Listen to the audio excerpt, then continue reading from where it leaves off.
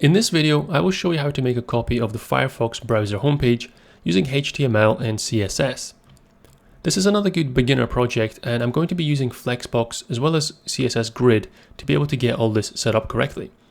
There is also some responsiveness, so as I make these smaller, you will notice that the panels shrink in size, and then the number of columns actually changes as well. So I will use some media queries to add that in. So let's jump straight in. I'm using Sublime Text Editor for this, and I have my index.html and style.css files created. Both of them are empty just now, and I have an images folder with a couple of assets that I'm going to be using. So to start off with, I need to create my skeleton HTML. So in Sublime, if I just type HTML and hit tab, that gives me this basic structure with all of my main tags. For the title, I'm just going to say Firefox and save that.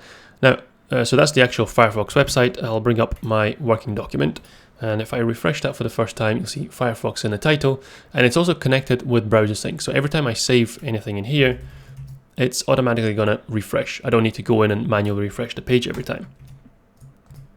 Now, the way that I like to approach this is to essentially group the page into smaller subsections and then build them up one at a time, just to make things a bit easier for me. So first of all, I'm just going to start off with this section at the top, which is just the header logo. Now to do that, within my body tag, I'm going to create a section. So I'll start off with the section tag, and I will give it a class straight away. So I'm going to start giving these classes so that I can then access them from my CSS.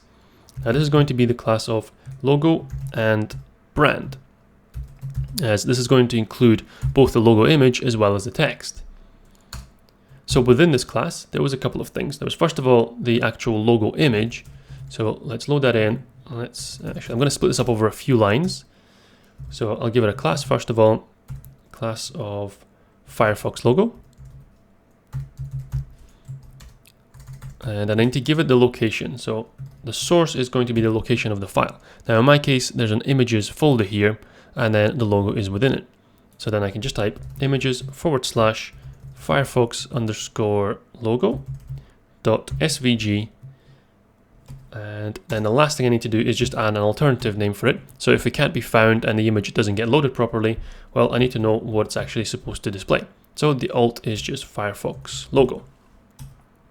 And that's it. So if I save this again, it'll automatically refresh, and you can see the logo is pretty massive, but I'm going to resize that when I get to the CSS part of it. And then the other thing I want to add in is my little heading here. So this is going to have the class of brand, which is just going to say Firefox, and that's what I'm going to type out here. So we close that, and then lastly I close that section tag. So that's it. That's my section pretty much created. So it looks absolutely nothing like this here, but that's the next part. So now I want to style this and make it look exactly the same. So I come through into my style sheet, and actually before I do that, I need to make sure that I load it in to my HTML document. So within the head of the document, I need to add a little link to it. I say link, and if I hit tab, it'll just auto-populate for me. So link rel is a style sheet, and then I need to give it the location. Well, it's in the same folder as my index file. So all I need to do really here is just type out the name of it. So it's style.css. And when I save that, nothing's going to change, but I now have a link between my style sheet and my HTML document. And I'm actually going to hide that panel on the left-hand side again, just so we've got a little bit more room to work in here. So now I can start styling this document. Well, the first thing that I like to do is just override some of the default values that these elements have. So for example, I like to set the margin to 0. So if I do this, you will notice straight away that both of these elements are going to move up and to the left. So when I save this, they both moved in, and now the Firefox text is right up against the edge of the page. If I comment this back out again and save it, you'll notice it moves out. So these elements, they all have a default margin already. So by overriding this to 0, I essentially get rid of it, and it just means that I can then set whatever I like as I go along. Now I'll do the same for padding. And then lastly, I want to change my box sizing to border box. So that's some of the basic stuff done. Now what I like to do is start styling the body of the document. So that means that I can just target the body tag. Now the body tag doesn't have a class, and in this case it doesn't really need one. So this is just going to wrap everything that's within, essentially within the page. Now the first thing I want to do is change the background color. So the actual background color on the Firefox page is not this default white. it's slightly darker than that. So we'll say background color is, and the hex code for it is F9, F9, FB. So we'll go that one, and you'll notice when I save, it just goes slightly darker gray.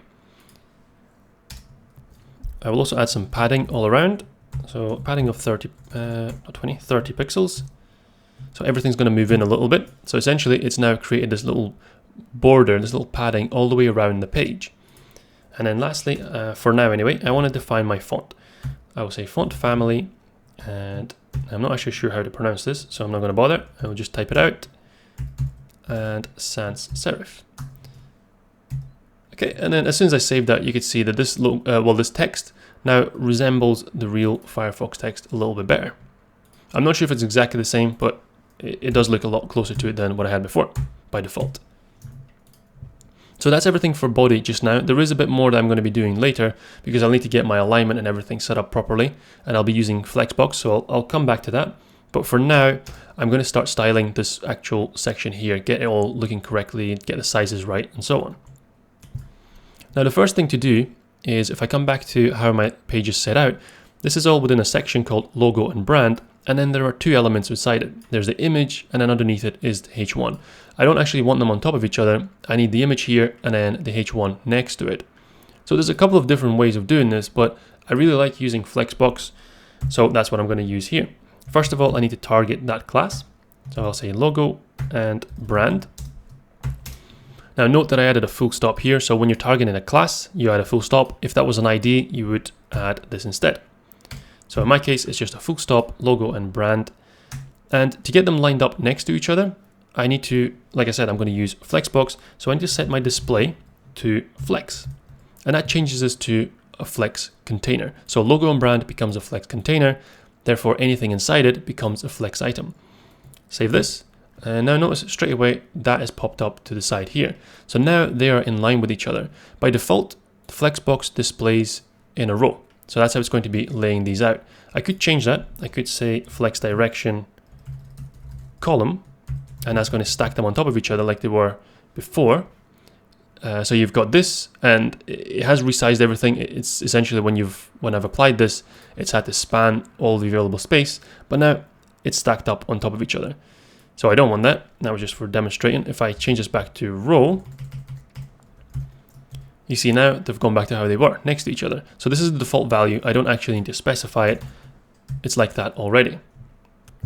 So I'm going to come back to this layer in a second, but first the size of this is kind of bugging me a little. So let's resize these things properly. Now that one is got a class of Firefox logo. If I go back to the HTML, you can see here my image that was loaded in, it came in with a class of Firefox logo, so I can target that here. Now the thing I want to do here is just resize it. So my width I'm going to set to 80 pixels and the height I'll set to auto. So that is going to resize it, and that looks much better. But now that's the correct size, but this text is still quite small. So let's target that as well now. And the class for that, H1 class was brand. So now I could just target the H1 element, but as I build this up, I'm going to be adding other H1s, and I don't want them all to be styled the same way. So that's why I have this class. It makes it specific to, in this case, just this text, but potentially I could reuse this class somewhere else if I wanted to. So let's target that class by saying dot brand. And here I just need to change the font size. So I'm going to make this quite a bit bigger. Now I'm using pixels. I know there's a whole bunch of different sizes, so M, rem, and so on. I like to just stick with pixels sometimes. It's maybe not the best practice, but it's set up and it's kind of looking okay here. So I'm happy with the sizes now, but the spacing and the positioning, it's all terrible. So now I can come back to this logo and brand class, or this section, essentially this container, and start positioning these things properly, because I've now got them displayed with Flexbox. Well, that gives me some additional functionality here. So first of all, what I want to do is line them up vertically. So right now you can see that it may be lined up, but it's not quite how I like it. So to line up vertically, I'm going to have to use align items. So let's try that. Align item center. There we go. So now it is lined up exactly in the middle of each other. I also want to put a little gap between them. So right now they're very close to each other. Now you could do this with margin. So I could just go into the logo and add a margin to the right of it. Or likewise, I could go into this and add a margin to the left. But Flexbox, it gives you, as does Grid actually, it gives you the functionality of adding gaps. So if I just say gap of 10 pixels, it will automatically put in that gap. So if I had more elements, it would do that to all of them. Now the next thing I want to do is just set a max width to this, or rather just a width. So I'll set a width of 80%, so it doesn't take up the entirety of the page. And I need to make sure that it's aligned in the center. So right now it's just sitting on the left-hand side. So I believe if I say justify content and center, it should move, and there we go. So now it's moved over. It's still kind of sitting a little bit to the left though. So let's inspect and see what's going on here. Of course. So my logo and brand, this section, this class that I've defined, it is taking up 80% as I've told it. So it's left this space on the right hand side of it. The contents of it are centered, but my body, which is the parent element for the section, well, that hasn't really got any display settings on it. So I could mess around with this. I could, I think, just say margin auto. Yeah, so by saying margin, by setting margin to auto, it will automatically center it for me, which is fine. I could leave it this way, but because this entire page ultimately is going to end up as another Flexbox container, which will have its own alignment options, I'm not going to do this. Instead, I will set the body to also display flex. So let's do that. Let's keep this together. So background color, I'll go above that. Let's say display flex.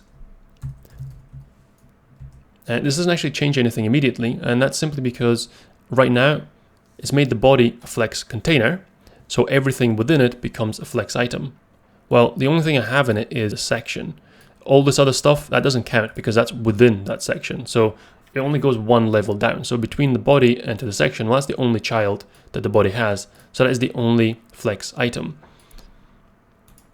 But of course, as I start adding more of them on, by default, remember I said that this sets it to align them in a row. So as I start adding more items, more sections into the body, they're all going to come up on the right hand side. I don't actually want that. I want them to stack up on top of each other. In fact, I'll just demonstrate this temporarily. So I've got this section here. Let's just add a temporary section, and we'll just give it a class of temp. And then in here, I will put a header, and I will say temporary text. Close that one out, and there we go. So now it's appeared on the right hand side. So now at least I can demonstrate what it is that I'm trying to achieve here. So I've displayed flex, it's put them in a row, but I can change that direction. I can say flex direction and set it to column. And now as soon as I save, it drops them on top of each other.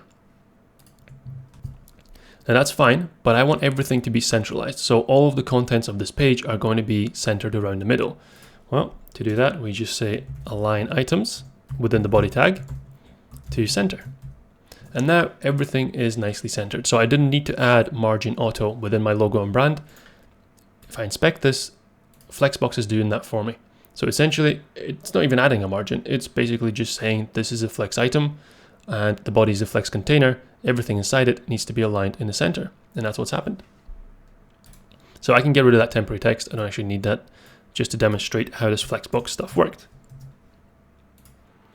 So this top bit now is looking pretty good.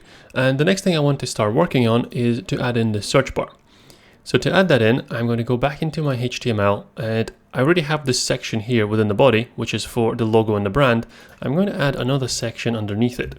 So let's put in a section and give it a class of search wrapper. So this is going to contain essentially all of the elements for that search bar. And within it, the only main element really is that search bar, which is an input box. So that's going to be a type of a form element. So first of all, I'm going to wrap it inside a form tag. And now in here, I can say input, and I'm going to split this up over a few different lines just so that it's a little bit more readable. So first of all, before I even get into the type, I want to add in a class for it. I'll say the class is search bar, so I can target this and style it properly. Then the type, well, this is just a text input. So we'll say the type is text. Name is search. So this is just a search bar. And then lastly, I need to put in a little placeholder in it. Otherwise, it's just going to be empty. But if we go back to the Firefox page, well, it actually has search with DuckDuckGo or enter address. So because I'm using the DuckDuckGo search engine, it's come with that placeholder automatically. So we'll say placeholder equals search with DuckDuckGo. So actually for you, this could be something different. Enter address. Okay, and then lastly, with that done, in fact, I think that's pretty much it. So if I save that, you see straight away it's updated and it's showing me this little search bar. It looks nothing like the actual search bar that I want, but it's in the right place and I know that it's there. But the other thing that they've got on their website is within the search bar, there's this little DuckDuckGo logo. So let's add that in as well. Now before my input, and I'll get rid of that space, I'm going to load in that image. I'll say img, and let's again split this up. Class equals ddg logo. And then I need to actually load it in. So the source is images. And then within there, I had another file called ddg_logo.png.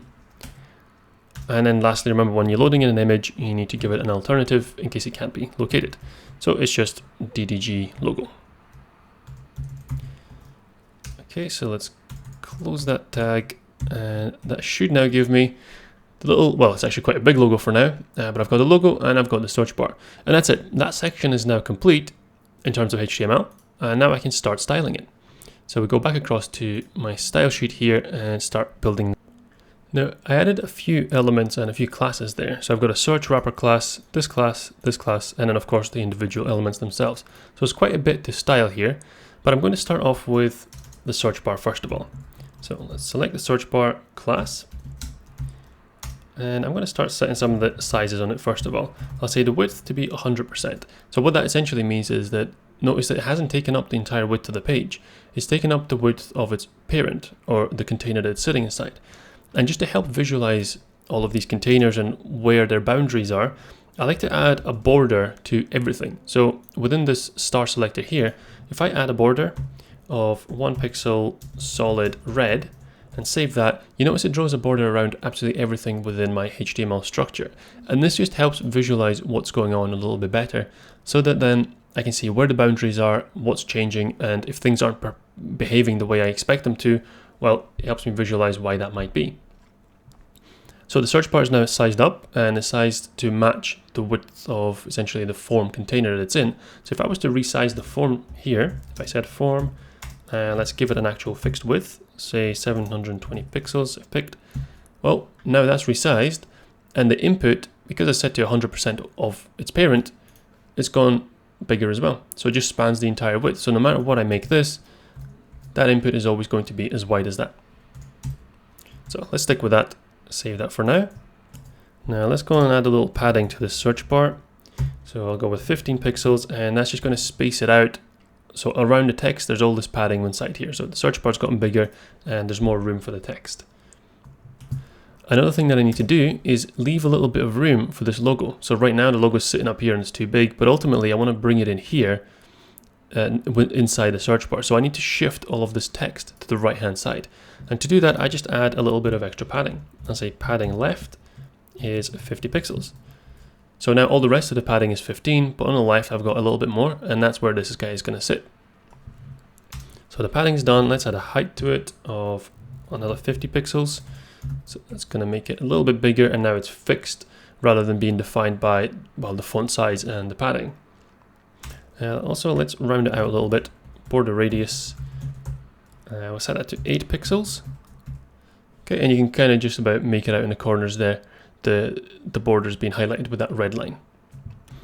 Actually, I will just hide that temporarily. It was nice to be able to see what was going on, but yeah, it looks a lot better now. So I've got the border radius. Let's add a box shadow here. So box shadow 0, 2 pixels, 6 pixels, and we'll use RGB with an alpha value. 57, 60. So I kind of predefined these already, so that's why I'm just typing out what I'd used when I created this earlier. So now you can see there's a little bit of a box shadow underneath it, so that's looking a little bit better. And I want to get rid of that border, that dark border all around it. So border none. And what else? Font size. Let's define a font size. Set this to 15 pixels. Is that going to be? Yeah, there we go. That's a lot better. So now that the search bar is looking pretty good, next thing to do is shrink this down a little bit and pop it into here. So just above the search bar, I'm going to call out that additional class, and that was DDG logo. And there's not a lot of styling here. I just need to set a width for it just to make it a little bit smaller than it currently is. Okay, that's a lot better. And now, how do I put it in here? Well, there's a couple of different ways of doing this. But what I'm actually going to do is set my form. Remember, this is the parent for all of these, right? So I've got my form here, and then inside it, I've got the image and the input. So what I can do is set my form element to have a position of relative. Okay, so that on its own doesn't change anything, but now I'm able to change individually the positions of the elements inside it. So now that this has relative positioning, I can go into the logo and give it fixed position or absolute positioning. And now I can just say how far I want to offset it from certain positions. So right now you can see, although it looked like this is what moved up, essentially what's happened is this is moved up because there is nothing in its way anymore. So the logo is sitting right in the top left corner of its parent element. And what I can do is offset it from either the top left, right, or bottom by simply typing the distance that I want to move by. So if I say top of 10 pixels, well, that just moves it from the top by 10 pixels. So if I reset it back to 0, it pops up to right at the top of its parent container. So this way, what I can do is just manually figure out where it needs to sit. I can just shove it along from the top and from the left-hand side until it sits there. So the top, well, I've already figured these out. So 11 pixels moves it right into the middle there. And from the left-hand side, 15 pixels moves it in nicely there. So there we go. So now I've got this working and set up correctly. So when I click my input, because I've got all this padding on the left, all the text that I'm going to type is still to the right of this little logo. It's not going to overwrite it or go behind it. Okay, so the positioning is looking fine and this setup is correct, but they're just right up against each other, these. So the branding and the search bar. And I can fix that by just adding a little bit of margin. If I go back up to my logo and brand section here, I can just add a margin to it. So actually, I'm going to move this around a little bit just to keep it contained. So I've got my display flex, align items. Well, this should really be just underneath it because that's also part of the flex properties. So now I've got my gap, I've got a width set. So just underneath here, I'm going to say my margin, and I'll go with 40 pixels top and bottom and 0 left and right. And there we go. So now it's moved it from the top, but it's also given me spacing between this panel here, or this container here. And now a couple more things I want to style is how this search bar looks when I click on it, as well as the placeholder inside it. So let's come down the bottom and access those elements. First of all, I need to target the class, which is search bar. And then I want to target the placeholder. So the placeholder, I'll give it a color of, well, we'll just go with black. So that changes the text color a little bit, and then I'll change the opacity of it. So this just means that it's going to be a little bit transparent. And I'll give it an opacity of 0.5, and there we go. So the other thing then was what happens when I click on it. Well, at the moment, it just gives me a black outline. I think that's a little bit too strong, a little bit too contrasting. So on the Firefox page, it goes to a blue color instead. So to do that, again, I just target my class, search bar, and then I go into the focus property. And here I just want to add an outline to it. The outline is kind of similar to the border, so the format is the same, 1px solid, and then I'll give it a color of 0060 df, so it's kind of a light blue. So now you notice when I click on it, instead of that solid thick black line, I've got a much softer blue outline instead. So that's looking a lot better now, I think. Now you might be wondering why I haven't styled or done anything with this section class here. So my search wrapper, you notice I haven't actually done anything with it yet. I will come back to that because at a later point when I've added the rest of it, it'll make a little bit more sense to build it up. So the next bit I want to move on to is the interesting part now, is to add in all those little panels and how I'm going to lay them out. So for them, I'm going to need to create another section. So if I go to the actual Firefox page, you can see here I've got, well, you can kind of guess already, it's essentially already laid out in the form of a grid. So you could use Flexbox for this, but grid just seems to be a little bit more intuitive as the preferred option here. So what I will do is create a section for this. So let's go back in here, and underneath where I've got my existing sections, I'll add a third one. And this is going to be section class, and this will be another wrapper, and this time it's going to be a section wrapper. And within here, I'm going to end up with quite a few different levels. So the first thing I want to add in is just this style or this heading here. So I'll add a h2 tag and I will give it an individual class of pocket heading, not heating, heading. And then within it, I just say recommended by pocket, close my tag, and straight after I need to add in that link. So in fact, I shouldn't do it on the same line. So I'll give this a class as well of link. It's not going to go anywhere, so it's just a dummy link, and it's going to say learn more. Okay, so if we save that, I need to go back to my actual page now.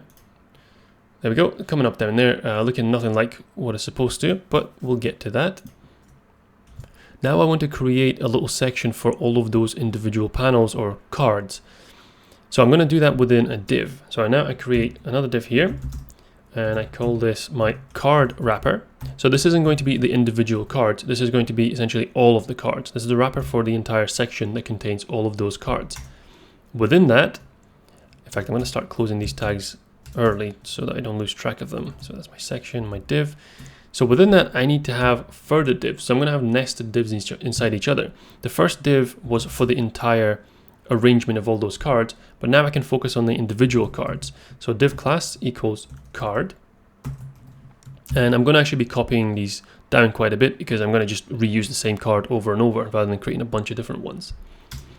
Let's close that div tag out as well. So what is within this card? If I go back to the Firefox page, there's actually quite a lot going on. There's an image to start with, and then there's a little bit of text underneath, a link, and a description of what it actually is. So I need to split this up into its individual elements. Well, first of all, at the top is an image. So all of the cards are in the same structure. They start off with an image. Let's give that a class of card image. And I'm just going to be using random images for this. So I will use Unsplash, and we'll say, so how is this? HTTPS source.unsplash.com. This will just load in random images for me. I just need to specify their sizes. So I'll say 400 by 200 pixels for the first one. And well, I'm not going to set an alt for these ones because they're just random. I don't know what the contents are going to be. So that's my image. And underneath the image, I have my, well, all of this kind of stuff. So I'm actually going to put that together again inside another div because I want to be able to contain that together, style it all in one space.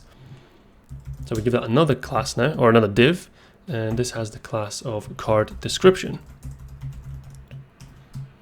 And the reason for this structure will become a bit more apparent once I start styling it, because of essentially I need to be able to organize these things within each individual panel. It just helps when they're structured and when they're kind of contained like this within their own little divs and wrappers. So under the card description, it starts off with my heading, and this will just be a small one, so I'll say h3. I'll give it a class of card site, so that essentially tells me what the site is, although that's not necessarily a link. And this one is gq.com. I mean these are just random, so I'm just going to copy the first one out. So gq.com, so we'll take that. And then underneath is the link. I'll say I'll give it a class of card link. It doesn't have an actual direction, so it's just a dummy link. And what does it say? Inside Wheel of Time. It looks like a really long description, maybe too long. Amazon's huge. Okay, let's just end there. Let's just say Amazon's huge gamble. That'll do. Okay, so we'll close that out. And lastly, there's the actual paragraph underneath it. So this is my P element, and the class is card text. And what does that say? As legend has it, I should have just used lorem ipsum here. A few years back, Jeff Bezos demanded that his team at, and this kind of just cuts off, so I'll just end there. There's no point, I mean you get the gist, there's no point in typing all that out. So now let's just make sure I close that last div. And that's pretty much it. So that there is created the structure for one individual card. Now, to be able to really create this layout and to show you how it's going to look, I'm going to have to make a whole bunch of these cards. So I'm going to copy this down a few times, but I don't need to change the contents. I'm just going to keep it exactly the same. So I'll leave a space between them so I know which one's which. And so that div lines up with this. So let's just do 3 for now. See if I can get a grid set up with just the 3 to start with. Okay, and let's go back to my actual page. So how is my page looking? Okay, not very well. You can see the card is there and they're all exactly the same. It's also using the same images. So on Splash, because I've given it the same sizes, it just calls that once. So what I can actually do here is just tweak the width a little bit, make them different. So I'll keep the first one as 200 pixels, but if I set the next one as 201, and the one after that is 202, and so on, it's going to load different images. But because I'm going to be styling them and setting the sizes for them in my CSS, it doesn't really matter if they're a pixel or 2 bigger than each other. So now I've got different images loading in. Okay, so the panels are there, the contents are there. Now let's start styling these properly. Now what I'm going to do is bring in this border again, just so we can see what all the elements look like. Okay, so that's putting boxes around everything, and now I can kind of see what's what and how big everything is. First of all, let's set an overall size for this wrapper. Remember, I put everything inside a section wrapper, and I can give it a width now. So I'll give a width of 966 pixels. And there we go, and that expands quite a bit. And then I'll give it a padding of 10 pixels. So it just bumps everything inside a little bit of itself. So now you can actually see what's happening there with padding. That is the outline of it, and that is the padding area inside. Okay, that's fine. So let's now style this area up here, this recommended by Pocket part. So that was, what was the class name?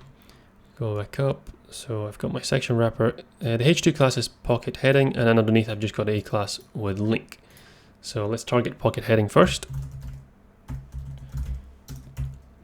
And they're both displayed as block elements, so, or well, the H2 is anyway, so it's displayed on different lines. So first of all, I want them next to each other. So let's say display inline, and now that text is next to the link. Let's make it font size 17 pixels. So it's a little bit smaller. That was a little bit too big there. And then I need to create a little gap between them. So I can just push the text away by giving the heading a margin. So if I give it a margin on the right hand side, what have I done wrong? Margin on the right of 10 pixels. That's going to just create this little area here and just going to bump the link away from it. Okay, now let's style the link itself. So again, target that class. So now, no, I'm not targeting the A element, I'm targeting the link class. First of all, I want to get rid of the underline. So text decoration is going to be none. So that's gone. Let's give it a color. And I'm going to use the same color as I've got for the outline. So it's just this little light blue color. Okay, so that's changed the color. Font size. Let's make it a little bit smaller, 13 pixels. Okay, that's looking good. And I'm going to get rid of these again temporarily because there's one more thing that I want to do to this link that we can't immediately see. So when I hover over it, nothing happens, but on the actual website, when you hover over the link, it underlines. So it adds the text decoration at that point. Well, I can do that here with just adding the hover to this. So I can say link. Oh, actually, is it going to target? Yeah, I suppose it's going to target this link. Let's just double check. So I've got the class of link on this. Yeah, so this is a card link, so this one's different. So that should be okay. And then I'll just add in here, hover. So whenever I hover over it, I need to add that text decoration back in. So the text decoration is going to be underline. Okay, so now if I try it, there we go. So as soon as I put the mouse over it, it underlines it. Okay, so now for the tricky part. Now let's take this and arrange it so that it was in that grid set out that it was on the actual page. And now remember, this is contained within its own div, and it's called card wrapper. So the card wrapper, actually, can we turn this back on and we'll be able to see what's going on inside it. So that's my card wrapper and then the individual cards inside it. So first of all, let's give it a margin just to separate it away from everything. I'll go for a margin 20 pixels, top and bottom, and 0 left and right. So it's given me a little bit of space up here. And now I want to set the display to grid. So previously I set display to flex for Flexbox, but now I can set it to grid. It doesn't do anything by default, because what I need to now do is define how many grid columns and rows I want to be using. So I want to define my columns first of all. That's kind of the main one here. So my grid columns are defined by saying grid template columns, and I want to have 3 columns side by side. So I need to determine how wide each column is going to be. Now I could try and calculate this because I know the width of my container, I know how much padding there is. I could take all that away, divide it by 3, blah, blah, blah, and that's fine. But then it's not going to be very responsive, and it's just going to be a little bit more tricky to really work with this. Instead, there's a handy feature that I can use, which is just divide it into fractions. So what I will do is add in here, repeat. And how many times do I want to repeat? Well, I'm going to have 3 columns. Therefore, I want it to repeat 3 times. And the size of each one is going to be 1 FR. So it already just looks at the available space and then divides it up in between the number of columns that I've got. So as soon as I save that, now you can see it split them out this way. So now I've got my individual grid columns and all the contents of the cards are contained within it. Now you may be wondering why everything has gone off the edge here and why it's not stuck to the container that I've given it. Well, I think that's probably because my image sizes haven't actually been styled yet. So it's essentially trying to fit everything in, but the images are too big. So we'll fix that in a second, but I want to finish up the grid first of all. I've told it how many columns I want, but I also want to have a number of rows. Now I don't specifically have to define this. If I just keep adding if I just keep adding items to this, it will automatically create rows for me, but I would rather be explicit and define them myself. So in this example, I'm going to have 4 rows. So again, I'm just going to use repeat again. And this time it's not going to be fractional because it's going to scroll up and down. So the screen is just going to be as tall as it needs to be. So I need to define a height for them. And I'll set a height of 300 pixels. And what's happened here now? So you can see there's all this available space underneath. So my grid has now expanded. It's given me space for 4 rows, and each one is going to be 300 pixels tall. And that's what's going to happen as I add in more elements. So if I add in more divs of these cards, they should all start stacking up underneath each other. They shouldn't keep going to the right because I've already told my grid that I wanted to have 3 elements or 3 columns. And lastly, let's just space them out. So I've already used gap previously with Flexbox. You can do the same thing with grid. So grid gap, and I go 24 pixels. And now it's spaced them out a little bit in between. All right, so now let's start styling these cards. Now I'm going to get rid of this border again. And I should be able to just select the individual cards and style them. So if I come back down here, now the class that I had for the cards, I've got my card wrapper. That's the one that contains all of the cards.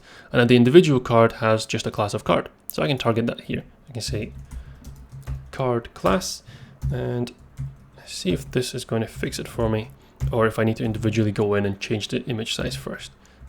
Okay, yeah, so that worked. So I can set it to just 300 pixels.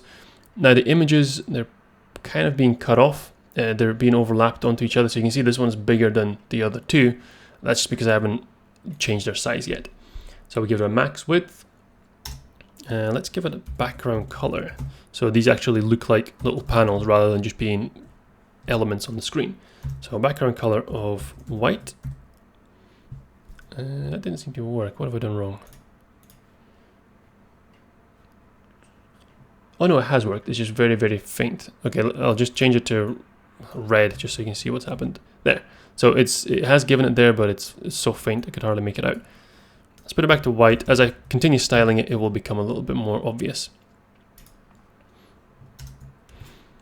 Yeah, so I'll come down. I'll quickly just resize those images because that's kind of messing up the whole layout. So we'll go card image. Well, let's set a width of 100%.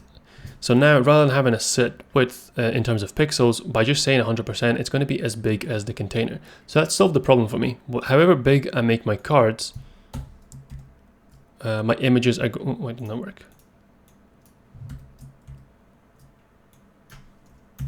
Oh, they were too big. Okay, yeah, so as big as I make the cards, or as small as I make the cards, the images are going to go with them.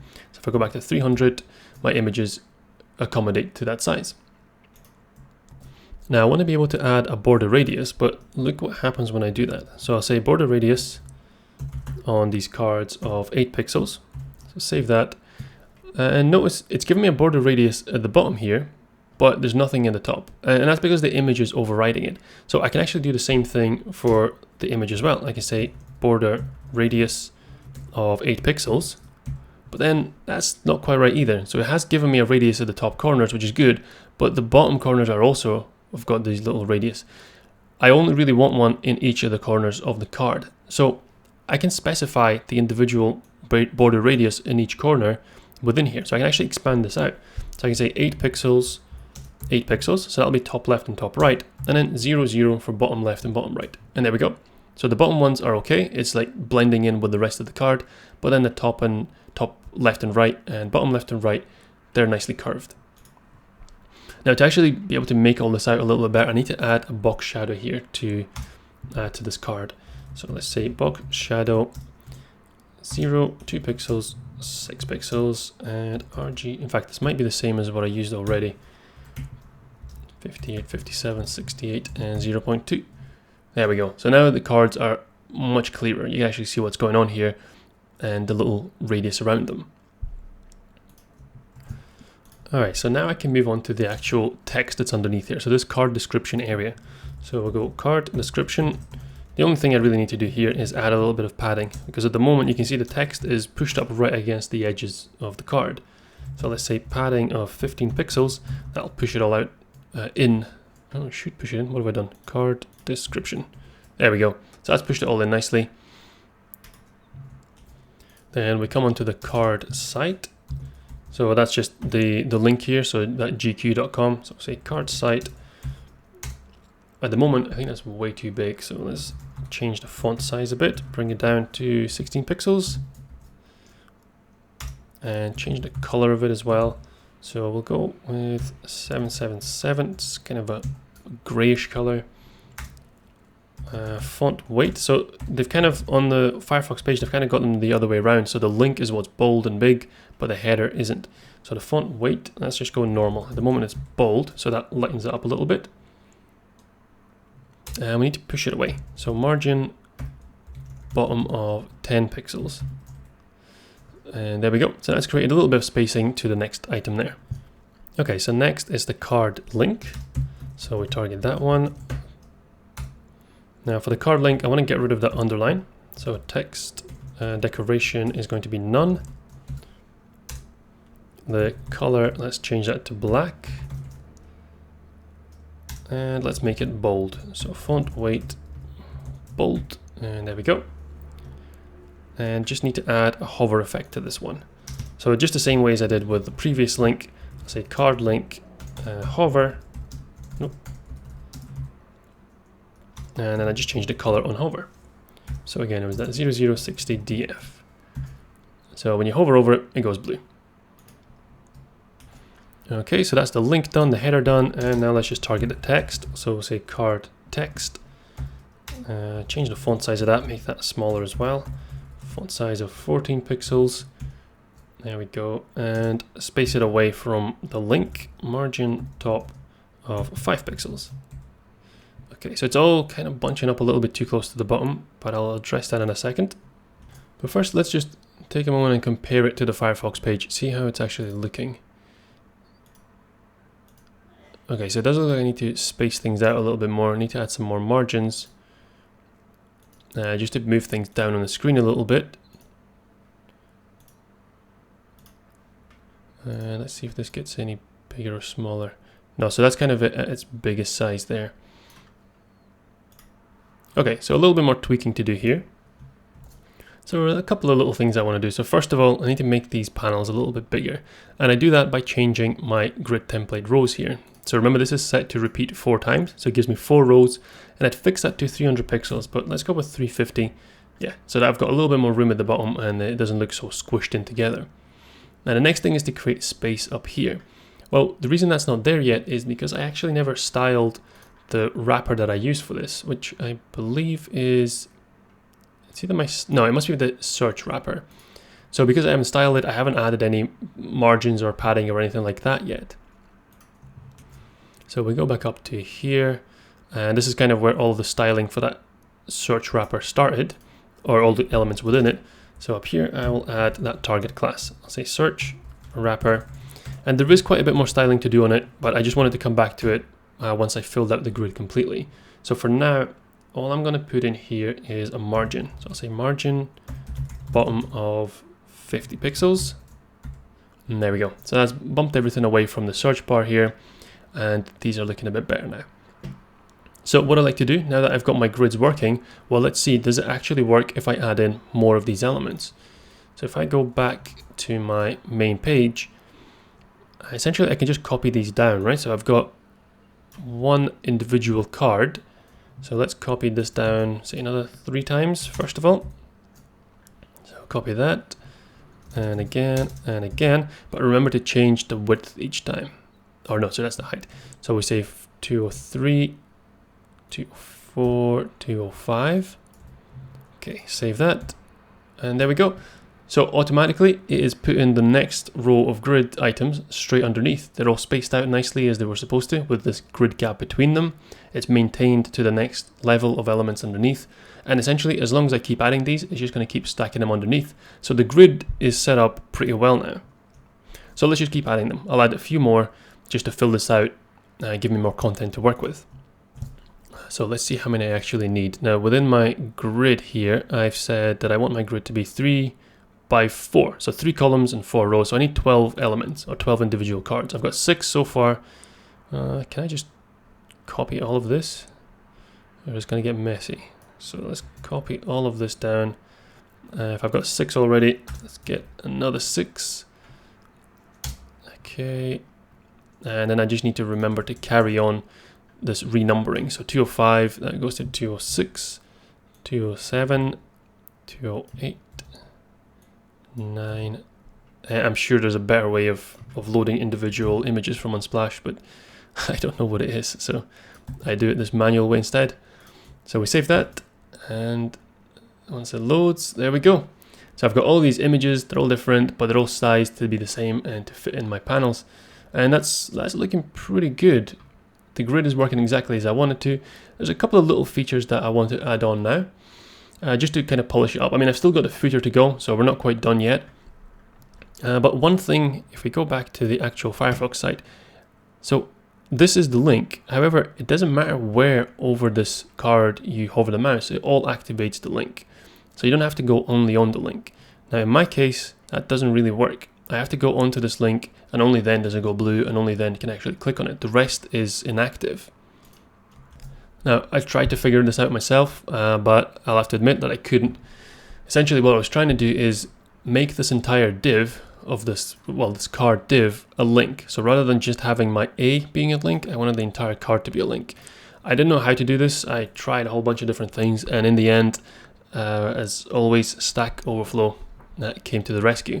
So I'm not going to take credit for this, but this is how it's done, or this is one of the ways to do it. What we need to do is within my link, I should have probably done this before I copied them all, but within the link, so I've got my A here within my card, and I've got the text. So right at the end, just before I actually close the tag, I'll add in a span. The span doesn't have anything in it, so you open and close the tag, don't put anything inside it.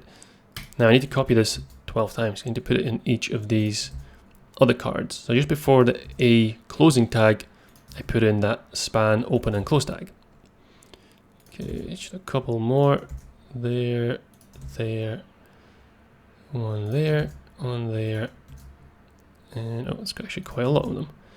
Okay, there we go, last one. Okay, so that by itself doesn't do anything. It still works exactly the same, but now this span gives me an extra element that I can target from my CSS. So what we need to do is go into the card, because that is the div that I want to be able to click on. So I want this card, or sorry, yeah, this card class to be clickable, the whole thing. So that's it there. What I need to add in here is position relative. So relative, just as what I've done here with this search bar, I need to set this position to relative. That means that the elements inside it I can set to be absolute positioned. So the element that I want to target actually is that span. So I'm going to create a target here of my span, and now I set a position of absolute on this. So that means that the span is now being controlled, or its position is being defined by the card. Now the span doesn't have any content in it, but what I'm going to do, and what I got from Stack Overflow, is I essentially set it to the entire size of the card. So first of all, I say, what are the offsets? Well, the top offset is 0 and the left offset is 0. So that means that the span is starting in the top left corner of my card. And then how big is it going to be? Well, width is 100%, height is 100%. Essentially, this span now becomes a wrapper for the whole thing. So it overlaps the entirety of this card, or each of these cards. So if I save this again, you can now see that the whole card is now a clickable item. So I don't need to just click on the link. Everywhere that I hover within the cards becomes clickable. So that was really neat and quite a simple solution. Doesn't require any JavaScript, and I thought it was really nice. So the page is starting to come together now. Now before I go into the footer, there's one more thing that I want to add on this bit just to polish it up a little bit. So one thing that you will notice if I go back to the Firefox page, as you scroll down, that search bar actually stays at the top. So it goes here, but then as I scroll it moves, and then eventually it just kind of grabs it and it stays there. It goes over everything, and in addition to that, it kind of adds this blurry background so you can see through it to an extent, but it's not entirely see-through. It's a little bit opaque and it just always stays at the top. When I scroll back up, it gets to its original position and stays where it was. Now in my case, I haven't done anything to do that. So as I scroll down, well, it just stays where it was on the page, it disappears. So I want to add that in just now. And for that, it's actually straightforward. So it's something that you can do in CSS with, again, with positioning. I can just set it to sticky. And sticky just means that as I get to this point, it's going to stick to the top of the screen. It's not going to continue disappearing as I scroll. And that's actually why I left the search wrapper, where is it?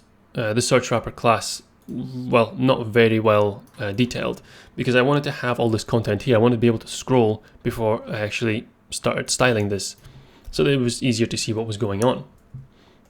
Well, first of all, let's set the position of it to sticky. Let's see if this works. I did have a little bit of trouble setting all this up when I was messing around with it, so let's see if this is going to work. And it didn't, so what have I done wrong? Well, what I've done is I've not specified where I want it to be sticky. So as I scroll along, it doesn't really know how far from the top it needs to stay. So what I need to do is similar to when I've done positioning. So when I've had position absolute and I've said top, left, and so on, I need to do the same thing here. So I can just say top of 0. And if I scroll down now, you notice it stays at the top. So this now gets stuck to the top of the screen, and although it disappears behind everything, you can see it there. You can kind of make it out. So that sticky part is kind of working, but it needs to be polished up a little bit. First of all, why is it going behind everything? Well, within the page layout, there's a Z index. Essentially, it tells everything what the order of it is on the page. So what I need to do is change the Z index of my search wrapper so that it comes up on top of everything. So let's give it a Z index. Say Z index of 1, and that automatically is going to be higher than everything else. So now as I scroll down, this takes precedence. So everything else is drawn underneath it, and in the search wrapper, notice it's not just the search bar, although that's all we can see for now. It's actually the entire search wrapper that's being sticky. So the search wrapper is now going over everything else underneath it. But it doesn't have that blurry, well, not blurry, but a kind of opaque background here. And that's because my search wrapper doesn't really have anything on it. I've not really styled it. So let's give it a background color. And I'm going to use RGBA here so that I can set a color as well as an opacity value for it. So we'll say 0.95. Is that enough for it to work on its own? Not quite. So let's give it a width and a height as well then for my wrapper. So I'll give it a width of 100%. That way it's going to take up the entirety of the page. Now you notice that this has jumped to the left. That's okay. It's moved to the left within the wrapper. So the wrapper itself takes up 100% of the page. And we'll give it a height of 100 pixels. Okay, now it's maybe hard to visualize what is going on, but now that I've moved, you can see this opaque background here. So this is the wrapper. If I go back and turn this red border on, now you can see this wrapper out here. If I got rid of what I've just typed out, I put in a height, background, and all that stuff. If I get rid of that, you can see it disappears. It essentially just goes to the size of my input box. But when I add all this stuff back in, I set a width to it and I set a height to it, and that becomes my new wrapper. So that is central. That is sitting center in the middle of the page, but the input is moved to the left because that's not centralized within the wrapper itself. Okay, so let's get rid of the border and carry on with the styling. And the only other thing actually that I want to add is this just sticks to the top of the page, and that's not really what I want to happen here.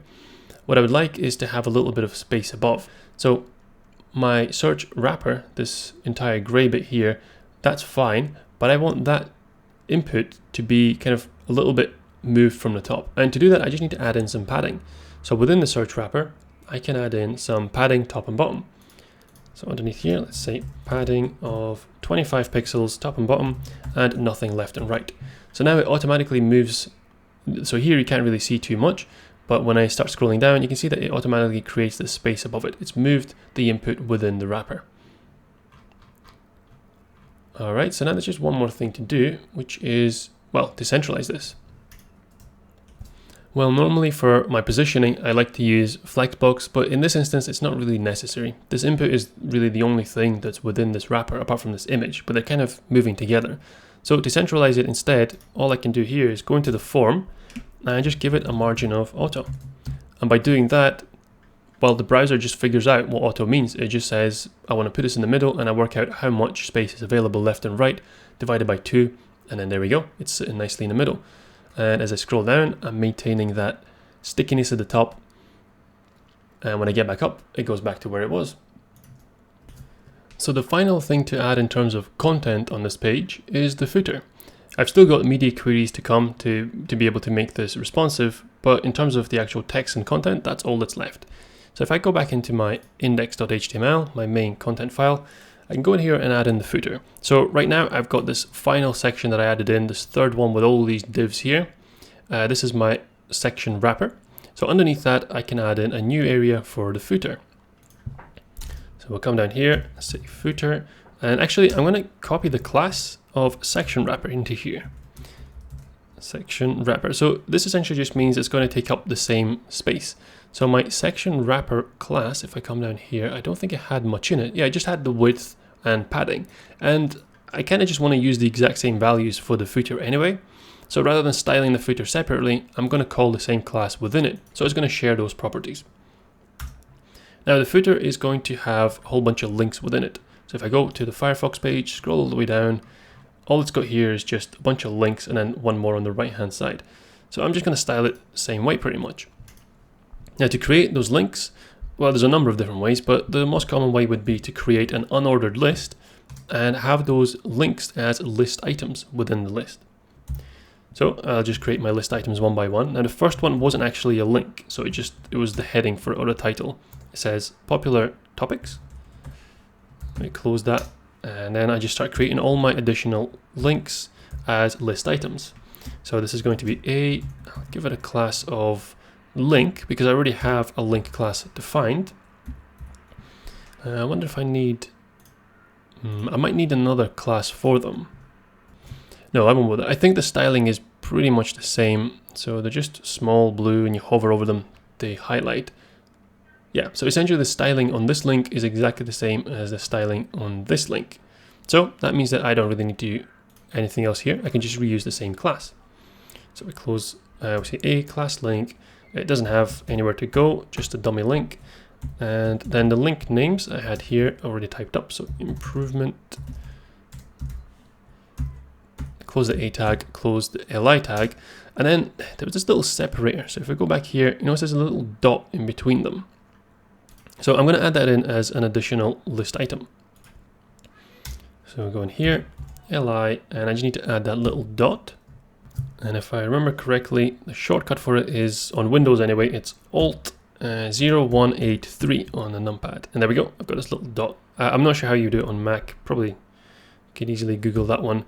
And that's that one complete. So now I just need to copy this down and just change the text within them to create all my additional links. So copy that one. These are all being indented. Let's get rid of that. So I think there was 6 links. So the first one is self-improvement, then there was food, entertainment, then we had health, science, and the last one was more recommendations. think that was the last one. Let's see. Yes, and then there was one more all the way on its own on the right hand side, the privacy notice. So actually this last one doesn't need a little separate between them, so that's the last one. And then I close this out, so I'm not going to put that privacy notice in the same UL because then it's just going to bunch them all together, and I don't really want that. I'm going to have that as a link on its own, and then I'll be able to position it on the right hand side that way. So again, we'll call it a link class, and it has nowhere to go, and it just says privacy policy, privacy notice. Okay, finish up by closing the footer tag, and that's it. The footer is now created. So if we save this, now I've got a very terrible looking footer here with all my links. Now let's just go ahead and style them. So first of all, let's style the actual unordered list by itself. And I can target that by saying footer. Now it's not just the footer, it's the UL that's within it. So it's the unordered list that's inside the footer. And there's, again, a few different ways of doing it. You can do this with floats. You can float the elements across, but I find that to be quite a tedious and painful process. And again, I always just revert back to Flexbox with this kind of stuff. You could also do it with grid, but Flex is just as good. So by displaying Flex, remember the default is display row, or flow direction is row. So there we go, they're now stacked up next to each other. The privacy notice is still underneath because that was not in the same stack up. So that wasn't within my UL, and that was done on purpose. So that gets stacked underneath them all. So display flex, that's fine. Let's make sure that when the screen gets smaller, these, if they don't fit, that they're able to wrap around. So we'll say flex wrap is set to wrap. The default would be no wrap. Let's get rid of that bullet at the beginning. So list style becomes none, and that's the bullets gone. And let's space them out a little bit. So a gap of 10 pixels. There we go, that's a lot better. And let's just change the font size, 14 pixels. And there we go. So now that's looking pretty much, I think, like the Firefox page. So it's looking good. And in fact, because I've inherited the class, when I hover over them, it does the exact same thing as my previous links. So the only thing left now is to put this guy all the way over here on the right hand side. Well, I think you know already how I'm going to be doing this.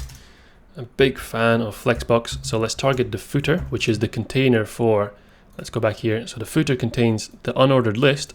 So remember, although it has all this bunch of stuff inside it, those are within the unordered list. So they're not affected by anything that I do to the footer in terms of layout. So that only has two children. It's got the UL and it's got the A. So what I can do here is say display flex.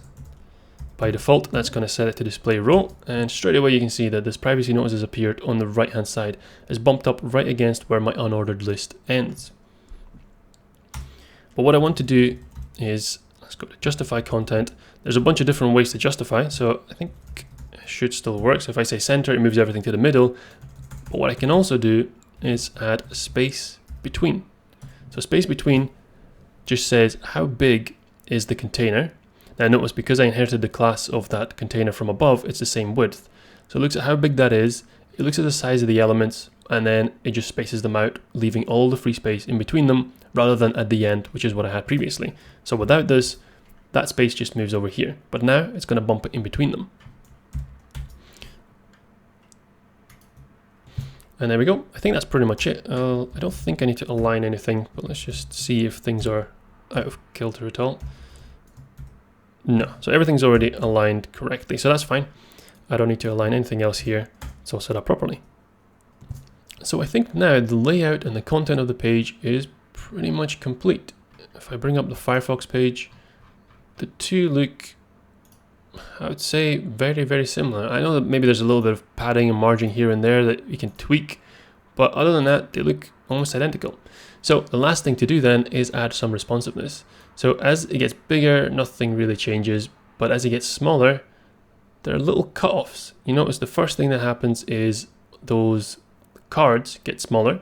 The container looks like it gets smaller. The search bar gets smaller, and well, it just looks like everything just shrinks a little bit. What about the footer? Yeah, I think actually the footer font gets smaller as well. It looks really small there, and it grows a little bit. So we can easily do that in. And then if we continue, oops, that's my home page. That's the one we're working on. And if we continue making it smaller, we drop to small, then just 2 grid items and 1 grid item. Okay, so let's add those in then. Let's go back to the page that we're working on here and start adding in some media queries. So the first one, let's go with, let's say media, and we'll just build them up in stages of decreasing size. So max width is 1100 pixels. So if it goes below this value, then I need to change some of the properties. And there's going to be quite a lot to change, so we'll just go one by one. First of all, remember that this input, or this entire form section, it got smaller. So let's change the width of that. Let's drop it to 600 pixels, and let's see if that works. So nothing changes yet, but as I shrink it, there we go. It bumps down the sides as it gets smaller. So that's fine, that's working. The rest still needs a little bit of work though. So what else do I need to change within that? Well, remember that these two, so this recommended by pocket area and the footer, they're both within the exact same class of container. So the class is section wrapper, and all I need to do here is, as this gets smaller, I just change the width. So we'll drop the width to 726 pixels. At the moment, section wrapper by default is 966, so it just drops just over 200 pixels off it. So save that and shrink this page. And there we go. So automatically, although I haven't done anything to the cards, because of the way that that grid was set up, the cards just get smaller by default, just because the container that they're in gets smaller. So let's go down. Do I need to change the font of the footer? Yes, so the font on the footer also has to change. So let's go here and say footer UL, so that's the unordered list, and let's drop the font size. We'll drop that to, whoops, font size drops to 10 pixels, make it really small. And is this going to change the links as well? No, it doesn't. Okay, so I need to address the links within there as well. It's only targeting the popular topics text. However, I don't want to target the link class because that's also going to affect the one up here, and that doesn't need to get smaller. So I can target this specifically by going into the footer and then saying link. So I think this should work. Let's try this. Font size. I'll set this one to 10 pixels as well, just while I'm testing this. And there we go. So that shrinks, but the one at the top stays exactly the same. So that doesn't change, but the one at the bottom does change. And because these are both doing the same thing, I can actually combine them. So I'll add a comment here and I say footer and then a link class. So I can get rid of this just to tidy it up a little bit. Save that again. And as I shrink this, yeah, the same thing happens as before. So they all get smaller. Okay, good. So that's addressed the first stage of this shrinkage. But then what happens after that is my grid has to change. So when it gets even smaller, there's no room to just keep making all these panels smaller. We just reduce the number of columns. So let's add another media query underneath that one. So I'll close this one out. And the next one is going to be at media. And now my max width is, let's go with 900 pixels. So a couple of hundred pixels further down, we change again. So this time, well, I can just copy this down actually, because these are going to be changing every time. So the form, first of all, that shrinks again. So we'll put this to 360 pixels. And then my section wrapper, that shrinks further to 490 pixels. So that is part of the way there. So if we keep shrinking this, there's the first one, there's a second one, but the cards are still there. So now they're kind of useless because the formatting has gone all over the place. Just the image is small, but this text is very tall and not very wide. So what do we do here? Well, the number of columns is defined within this card wrapper here. So I can overwrite this within my media query. If I go back in here and just target the card wrapper, I can say my grid template columns now changes from, it was repeat 3 1FR and now becomes 2 1FR. Save that again, and automatically, because it's based on fractions, it's just going to work out how big they need to be, and it's going to drop them to 2. Okay, so that's the second one done. So there's just one more to add in for when we go down to one row, or one column, sorry. So the max width here is now going to be 600. So when we drop down another 300 pixels, the form gets even smaller. Let's say 200 pixels. Section wrapper gets down to 246 pixels. And then we drop to, well, we don't need to repeat once. That's pretty much nothing. So we just get rid of the repeat.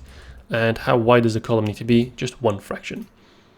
So as we go down, there we go. So as the smallest size, everything is just stacked up on one individual column.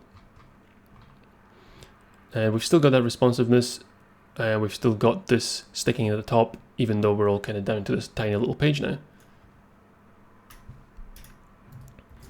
And that's it. We've got a fully laid out Firefox page here. And I think these kind of projects are really good for practicing Flexbox and grid and this kind of stuff when you're looking at these layouts and trying to figure out how to set everything up.